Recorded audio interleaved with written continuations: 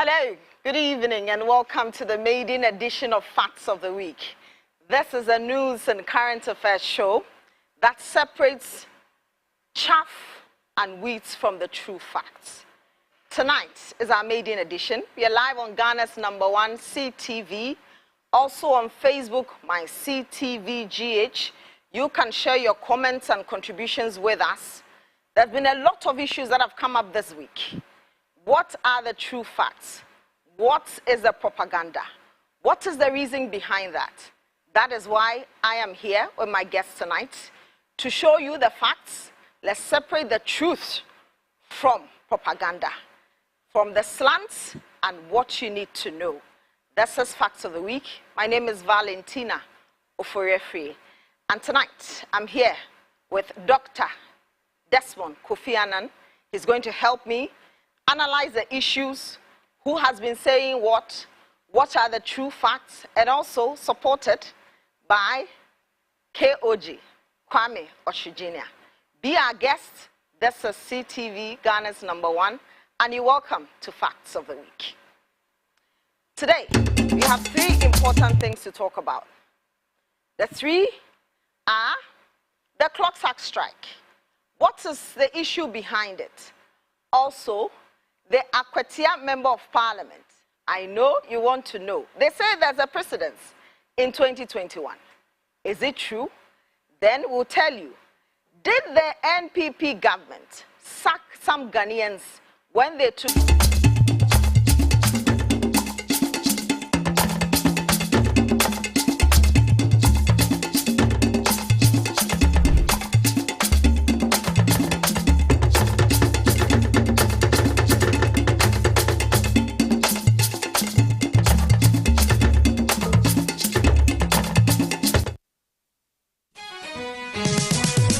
Hello, hardworking traders of Ghana. I've got terrific news for you. If you have goods to sell in a store, shop, market, or online, call Beautiful Betty or Handsome Kojo Asari on 0245-929-220. That's 0245-929-220, and we will help you sell faster to more customers. Customer. See and hear the adverts on CTV, Ghana's #1, and buy at good prices. CTV and all our radio networks across Ghana is helping more customers. Call Beautiful Betty or Handsome Kojo on 0245-929-220. That's 0245-929-220. Class Media Group. We help traders sell to more customers.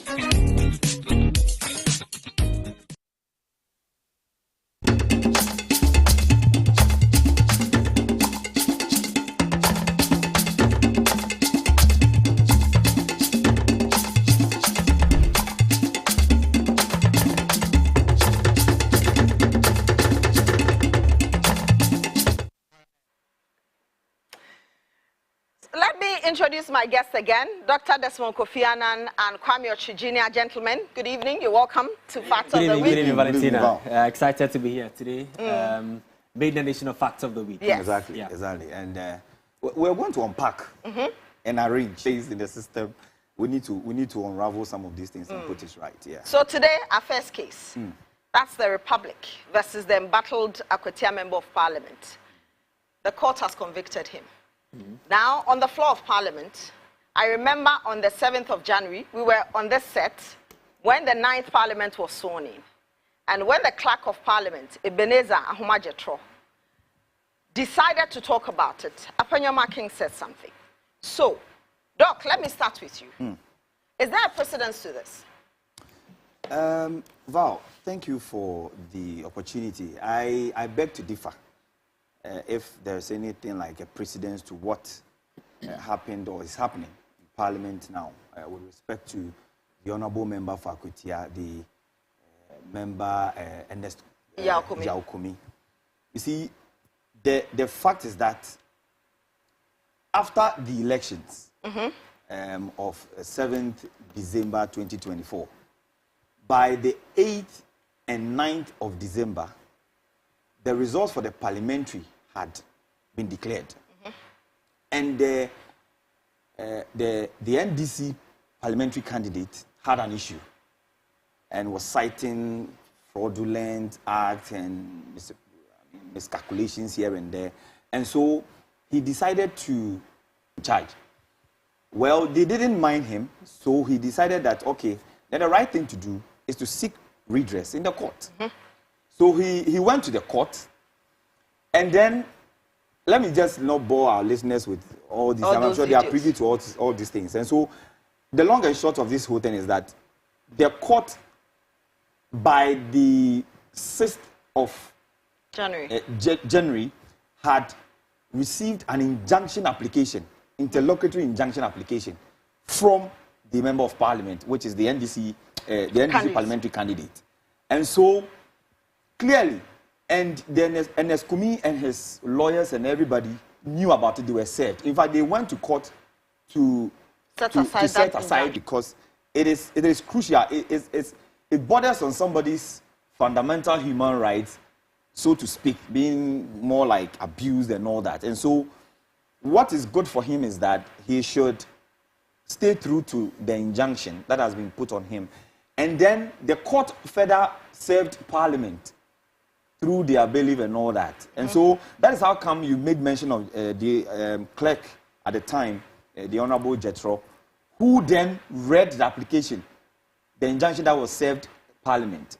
He read it on the floor of Parliament on the 7th of January, on the night, that eve of 7th of January, so that people will understand that whatever it is that ought to be done, or an understanding of the Member of Parliament who was still holding himself as Member of Parliament, which he was not supposed to have done, to understand that what he was doing or is about to do is wrong.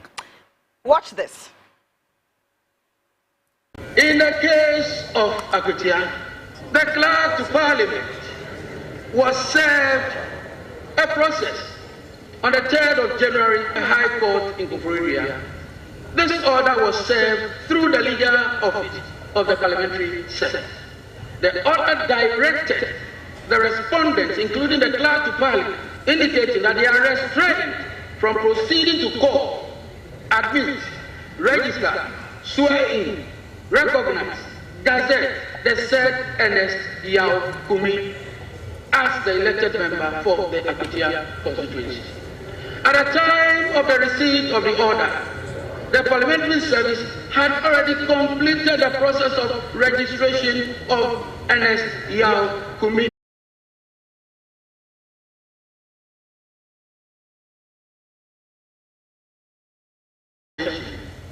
There's a restraining order proceeding with the registration from proceeding with the. So that's the clerk of Parliament, Yes. Ebenezer Ahmad-Jethro. Exactly. Reading the writ. Exactly. On the floor of Parliament. So he was spot on. Wow, he was spot on. And then he made, after he read the injunction, then he went further to quote Article 105, or 105, What does it say? It says, a person who sits or votes in Parliament knowing or having reasonable grounds for knowing that he is not entitled to do commits an offense and shall be liable on conviction to such penalty as shall be prescribed by or under an act of Parliament. So it was clear. That is why he had recourse to avert the members' mind to this clause in the Constitution, so that whatever subsequently he decides to do would be his own cross to carry. That is how come the honorable leader of the minority, in his word, that whatever the repercussions would be after whatever he wants to partake in, it is his own problem. He will handle it. This is the video Doc is talking about.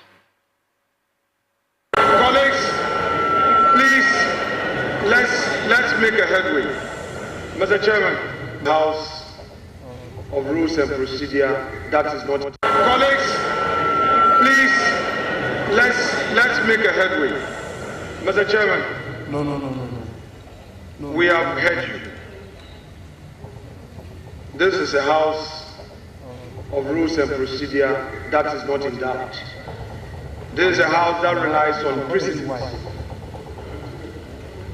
I just have a simple answer to the point you made, and I have the instructions of my respected colleague-elect, Honorable Ernest Kumi, and fortified by the precedents of this House. Which precedent is dated 7th of January 2021. I simply, Mr. Chairman. So that's the Honorable Minority Leader, Afenyo Marking, Exactly. Val. talking about the precedent. Yes, exactly. So I was not surprised. So it was clear to the member leaguer. And so I am not too surprised that the High Court has decided to convict him. And so it's right in place. And for those who are making the issue about precedents and precedents, I'll leave that to KOG to handle that. KOG, is that a precedent? Like a precedent? Yes. So just like so Doc said, he is surprised. Marking is complaining that the member of parliament cannot be out of parliament. In the case of James Gyakye, remember when the 7-member panel of the Apex Court ruled that he's named the expunged from the records of parliament. Mm-hmm. The MPP then in government were excited about it. Mm-hmm. That you cannot owe an allegiance to Canada, mm-hmm, and also be a member of parliament, be elected as a member of parliament. They were excited about it. And so why are they complaining that in their case it was okay, but in the case of the Akwetia member of parliament, who is a member of their own, that is something that the gentleman who took to the resident of Asen North, who took the case to court, clearly indicated that at the time of filing his nomination forms, he was still owing allegiance to Canada. All right, he had not denounced his membership or citizenship as a Canadian. That is the reason why the court at that time said that, look, based on the evidence given, because as a member of parliament in 1992 constitution, you need to owe an allegiance to only Ghana. But in this case, it is dual citizenship. You've not denounced your membership as a Canadian, and so you cannot hold that office as a member of parliament.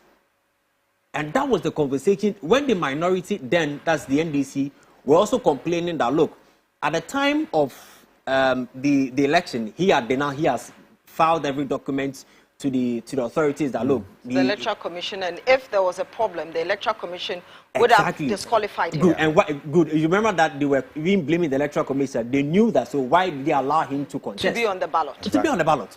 And so why is the MPP now complaining? Because if it was good then, it should be good now. So let's go to the 8th Parliament.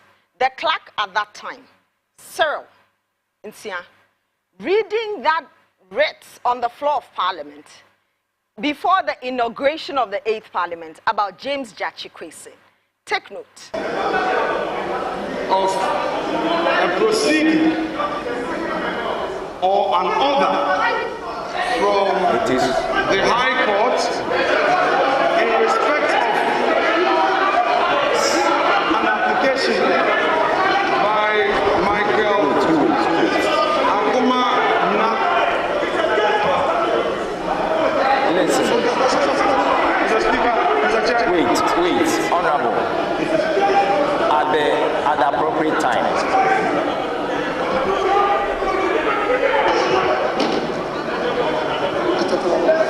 Mr. Chair, what I am saying, if my colleagues would indulge me, if they listen to me, whatever they have, Mr. Speaker, Mr. Chair, I believe that the rule of this House enjoins us to listen to a member in silence.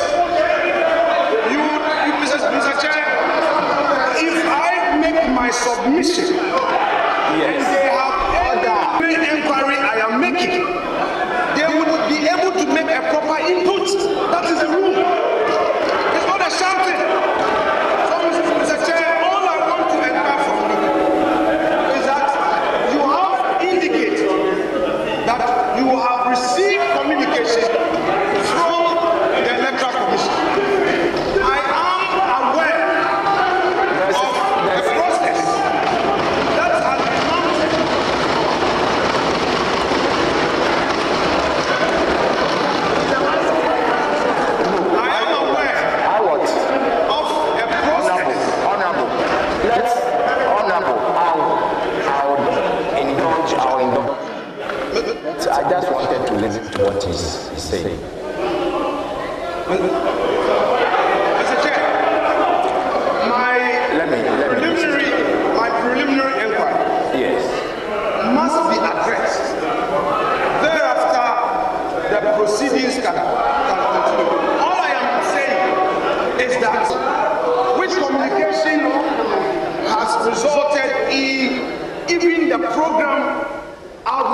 of the inauguration of the 8th Parliament. I want to find out from you, Mr. Chair, whether or not you have received a court order in respect of a plaint by Michael Ankuma Nina, which order makes reference to any person on the list as you provided. All right. Specifically. So, Mr. Chair, I believe that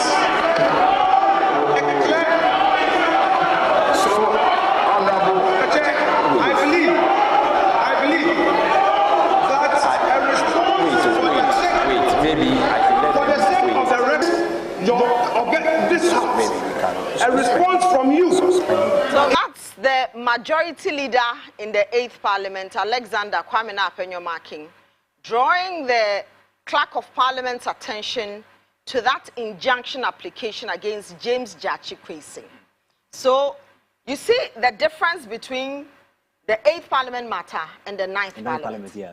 The 8th Parliament, it was the deputy majority leader at that time, drawing the clerk's attention to an injunction application, if it had been said.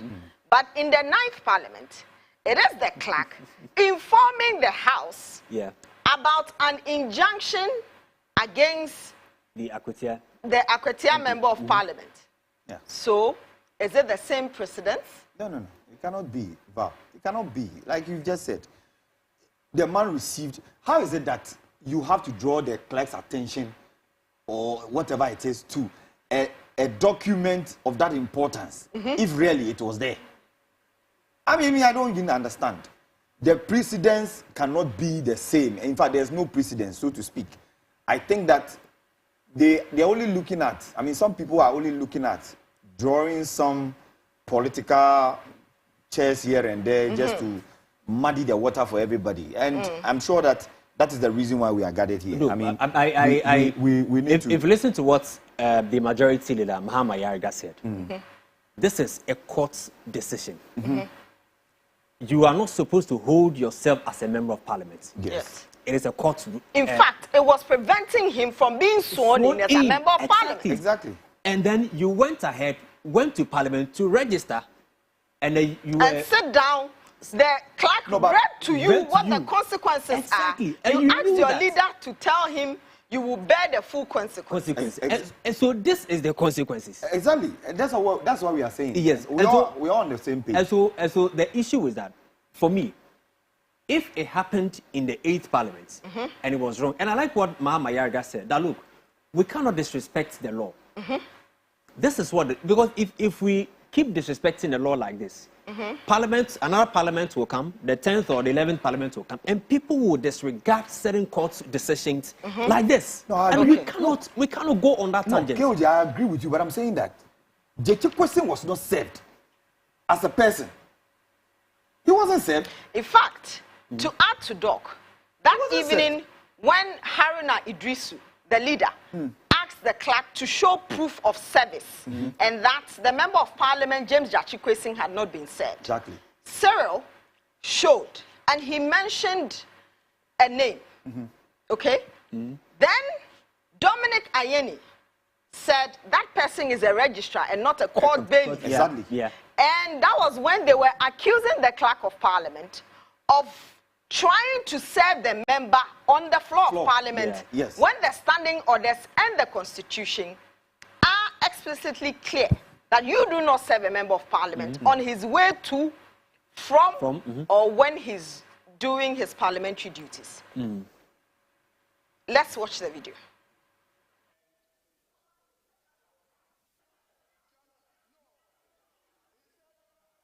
Hamza is not a full name. We want proof of service and the full details of Hamza is not a name. You are not efficient. Please, of service, the full name of the then honorable members.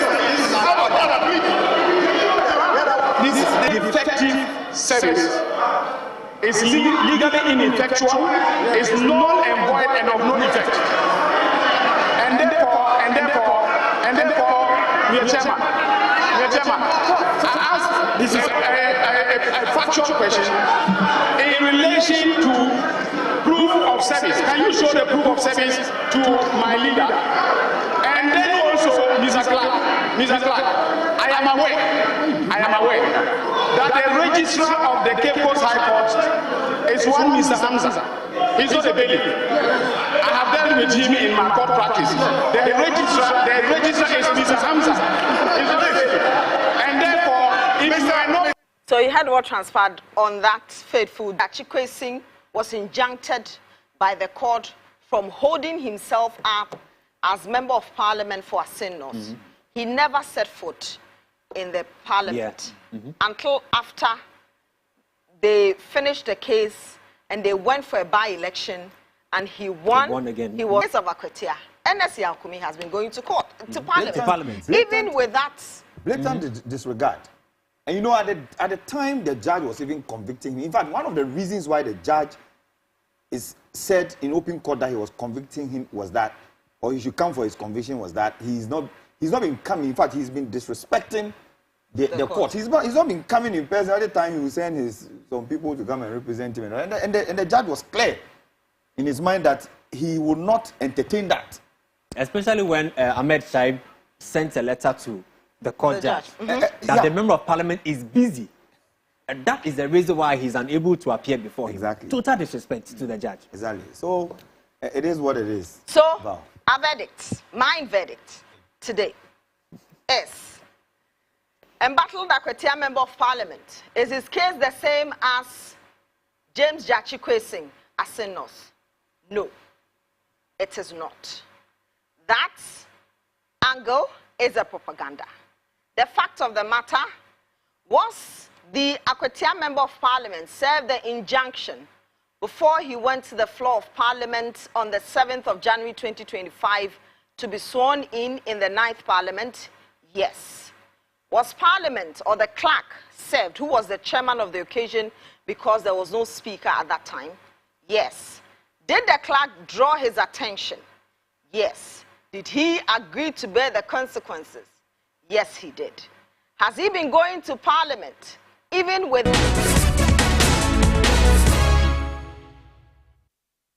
This is Fact of the Week, and we've dealt with our first topic. So, what we are discussing today, again, is the post-election dismissals. This is very, very interesting. We've seen a lot of letters flying around. From the minority leader, Afenyo Marking, to the president, also from the former vice president, Dr. Mahmoud Bawumia, to the president, John Mahama. What are they telling him? Not to dismiss Ghanaians, because they say the NPP didn't do that. Is that true?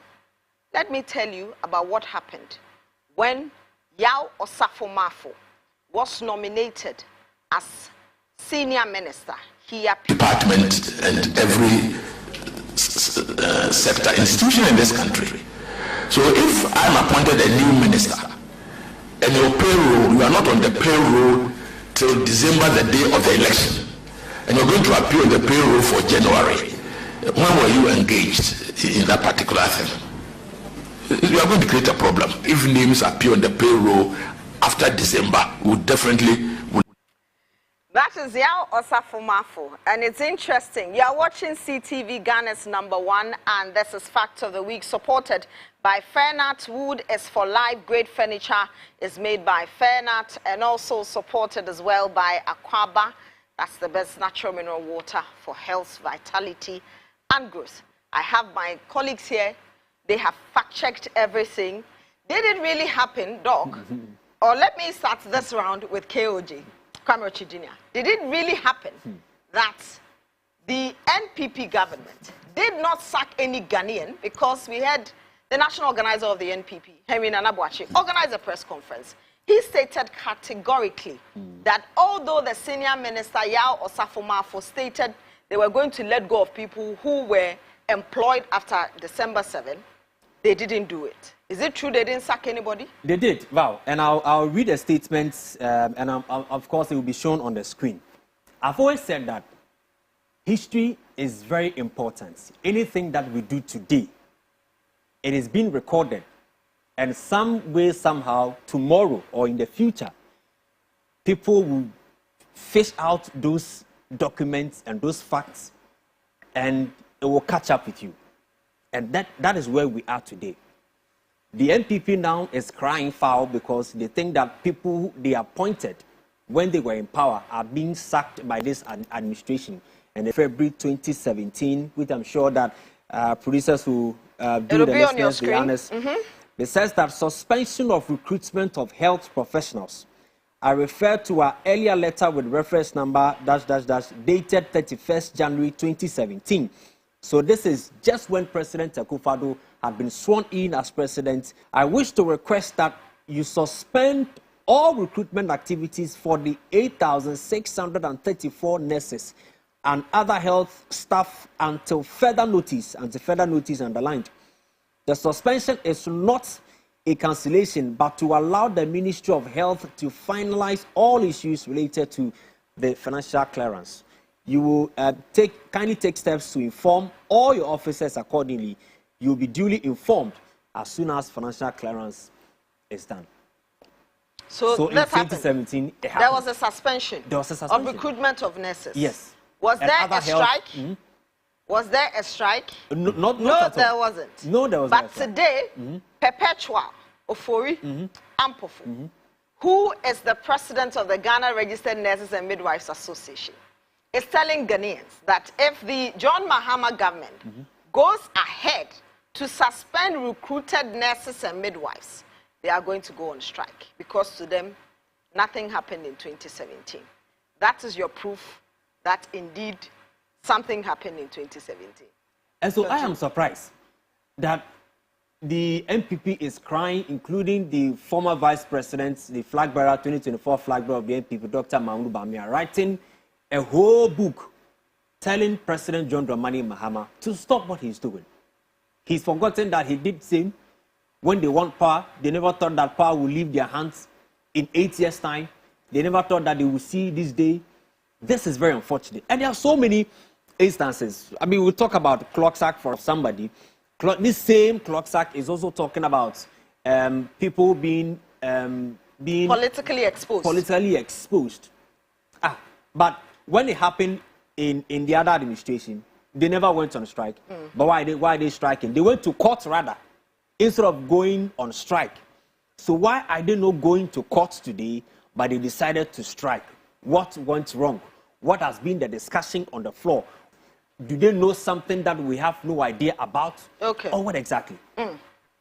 So, we've talked about the letter you just read, 8,600 nurses. Yeah. There's also the concern about police recruits, who they say they didn't do that.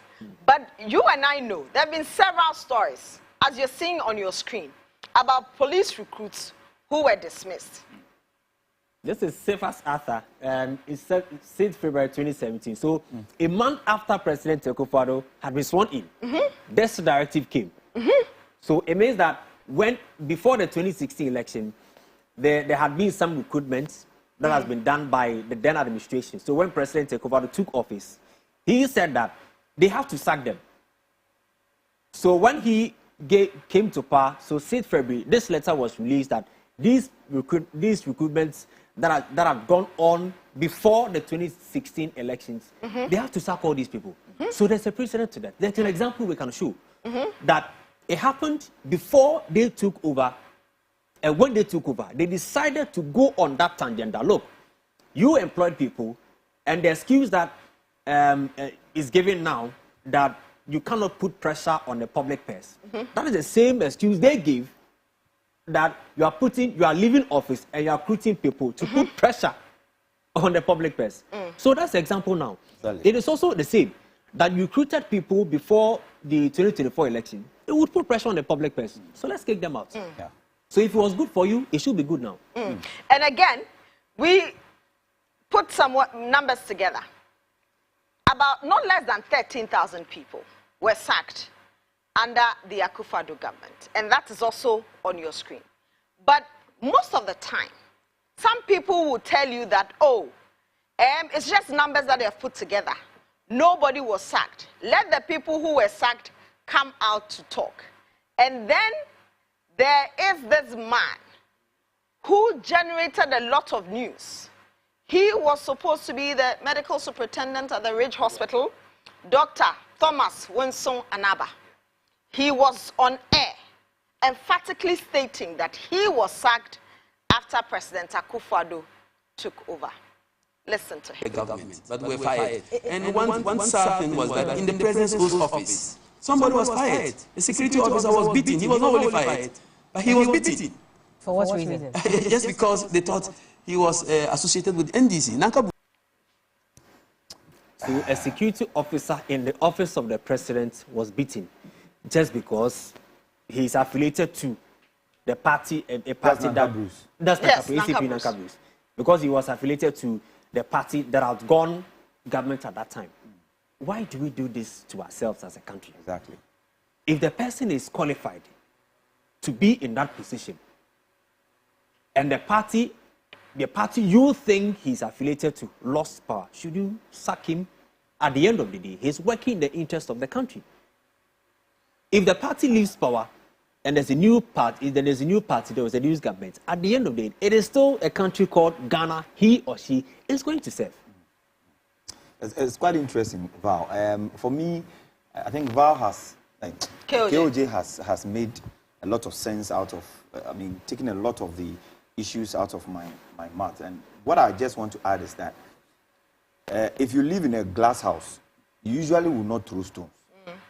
So if it happens that you want to throw stones, when you know you are living in a glass house, then you need to be prepared for whatever the repercussions will be. And so this borders purely. And for me, you see, those people making issues about, say, we did it, and all those things. If anybody feels, and I say that, anybody who feels that he or she has been wrongfully removed, go to the court. So that we can have a proper, discussion on the issues. Go to court. You can go to the Shraj, because this is purely a human rights issue, or go to Labour Commission. Table your document that I have been rightfully engaged with your appointment letters and all that. And I'm sure the Labour Commission would listen to you, or the court of human rights and whatever, would also give you a hearing for you to explain to them why you think you cannot be removed and all that. But I'm saying that it has come to a point where, as a nation, we need to have a break to some of these things. Don't refer to the presidential transition spokesperson, to the presidential transition committee or team. That's Felix. From the incoming government, always addressing the media and telling the media that we have seen some maneuverings over employment and all that. And we have engaged our collaborators, or our partners, those on the government side, to take their time. In fact, even if you want to employ, let's see. And we're not showing them documents and all that. So what do you expect them to do? You want them to come and please, we need to get to. But if you look at the two statements from the now administration and the then administration, there's a difference. What's the difference? The then administration, so the current administration specifically indicated those recruited after December 7 elections. Exactly. Yes. So, but the then administration never quoted a particular date or a month. But Yaw Safo-Maafo said, if you were not on the payroll from January, why do you expect to be on the payroll in December? So it could have been 1st December, it could have been 2nd December, it could have been 3rd December or 4th, even before the December 7 elections. But he's saying, if you did not find yourself on the payroll in January, why do you think you should be on in the next January? So this one, this one clearly said that, look, because just like Doc said, Felix was talking about the fact that when they prompt the now outgone government that, look, there are certain anomalies being captured in the document you table. So please, let's correct them. The then government turned a deaf ear to them. They never listened to them. Because if they had listened to them, I'm sure that they would have come to an amicable solution that, okay, no, you recruited people, after December 7th. But, I mean, there's a way we can, come to an agreement and then sort this thing out without even coming to the public notice. But because we were too stubborn on that committee, it has to result in some of these things. Val, let me add that. And let me give my verdict on that. Okay. Let me add that. Before government institution, before they employ, there's something we call clearance from the finance ministry and all those auditor general and all those people. You have to go through a system and all that. Is it the case that these people were given clearance or not? Clearly, I have not seen any document to that effect that appointments that were given had gone through the right channel of procedure, or there's been a clearance from the finance. And so you want somebody who is coming in at a time where we all agree that the system has been blocked, the economy is sick. You want him to come in for some of these appointments and all that. And you see, but we sympathize and we empathize with some of these people who have to suffer this. But it goes deep to the root of the situation to say that don't mortgage people, take a cue, and not mortgage people's livelihood and future to elections or electionary year. Because you don't know what will happen. Okay. So, now, based on the facts we've told you, that is why you need to stay with us, Facts of the Week, every Friday, 6:30 to 7:30 p.m. on Ghana's #1 CTV, Facebook, my CTV GH. Send your messages there. You can share and like the page. Better still, send us a WhatsApp on 020-066-8486. This is the verdict. Did the NPP sack people when they came to power in 2017? Yes, they did. Did the NPP follow the claims or statement made by Yao Osafo-Maafo, senior minister, during his vetting in 2021? Yes, they did. More than 13,000 people. Excellent furnishing in a real estate business is a great deal for survival. My struggles as a young estate developer were cut short when I discovered Fernart Ghana. With quality furniture made from the finest woods and amazing after-sale service, Fernart Ghana changed my story with every single home I built. It's a one-stop shop that serves the interests of clients with a variety of living room and dining sets, solid wood kitchen installations, wardrobes, doors, cabinets, beds, pergolas, floor parquets, and many other to customize furniture to their specifications, and the smile on their faces says it all. Thanks to Fernart, now your home can look beautiful with furniture that would last for generations. Visit Fernart Ghana today and share my story. Locate us at Yaniba Estate, Osu, Accra, or call 0303 966 085 or 055.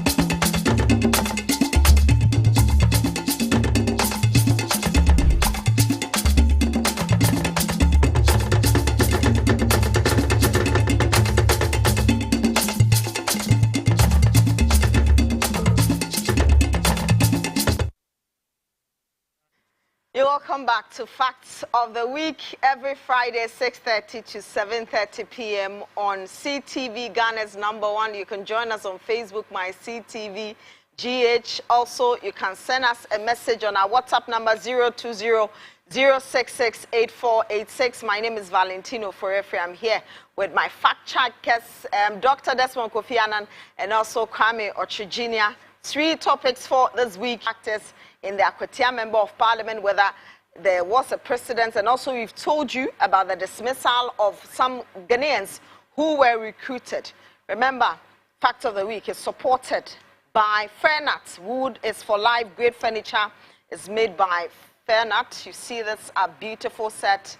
They are behind it. And also, the most important water to drink, the best. Water is life. So, you need Aquaba natural mineral water anytime, any day, apart from the fact that it's quenching your thirst. It's also very, very healthy. Now, we're talking about our last topic. 2 days ago, this is the day 2, CLOGSAC members decided to go on nationwide strike. What is their problem? because President Mahama has done what has never happened before, appointed a politically exposed person to go and head the births and deaths registry, Mr. Botche. So they decided to go on a nationwide strike. Is it true that this has never happened before? Hasn't there been ever held in the case of the Civil and Local Government Staff Association of Ghana, CLOSAG, versus the Attorney General, and 2 others, that a member of the civils other than local government elections or hold a political party? However, when you go to, it says here, it says that it is therefore our view that a code of ethics, no. And that's, they are talking about elections. Yes. So if you work in the civil service, I'm coming. If you are a civil servant, you'd have to leave your post, resign before you can contest in a political elections. Now this is about a politically exposed person heading or leading the births and deaths registry. Yes, but you see, Val, the Supreme Court, I'm losing that, I don't know, for some strange reason, also said that it is not proper to as it were, put a politically exposed person to lead. But not proper does not mean it is unconstitutional. Yeah. Oh, but not proper. It might not be fair. The Supreme Court but it does not say it is unconstitutional. The Supreme Court interprets, it does not say it was wrong. It interprets laws. So if the Supreme Court is suggesting that something is improper, it means that that law, or if it's even in existence, it's improper. Okay. So whether or not it's improper, the issue has to do with the fact that when it happened years ago, CLOSAG did not embark on a nationwide strike. Yes, that they didn't do. Affecting no, they threatened the government, and the government budged. No, government didn't budge. In 2022, said Mrs. Lamptey, Henrietta Lamptey, who had been appointed as the registrar for the birth and death registry, was a politically exposed person because she used to work with Hajia Halima Mahama, who was the Minister of Local Government at that time. And that letter is right now on your screen. The government didn't budge. So what did CLOSAG decide to do? They decided to go to the High Court to seek redress. As you and I are speaking, the case is still at the High Court. It had not been decided on. The woman stayed in office until after the Akufo-Addo government ended their 8-year rule. Now, challenging that in court. So, the question is, why are they going to court? Why are they on strike? So why didn't they go on strike in 2022 when Madam Henrietta Lamptey was appointed? They decided to go to court to get a court ruling. The court ruling hasn't come. We are in 2025. Yet, in trying to justify their strike, CLOSAG is quoting a ruling in 2017. Why didn't they use that same ruling in 2017 to argue their case in 2020? That is where I was coming to. And so, if you look at the people who got stranded at the various government agencies and ministries trying to acquire a birth certificate, national document, because someone says it does not understand why someone has been appointed to head a political department. No. At the end of the day, people will be affected. So the only way to go is to seek legal redress at the courts. Because it happened years ago. You went to the courts. You did not embark on a nationwide strike. Because at that time, I'm sure, they had thought that, oh, if we embark on a nationwide strike, by the time they will come back, people would have sacked them and replaced them. And so why are you going on a nationwide strike today? For me, that is my worry. Because at the end of the day, a lot of people, you remember on 505 on Class FM,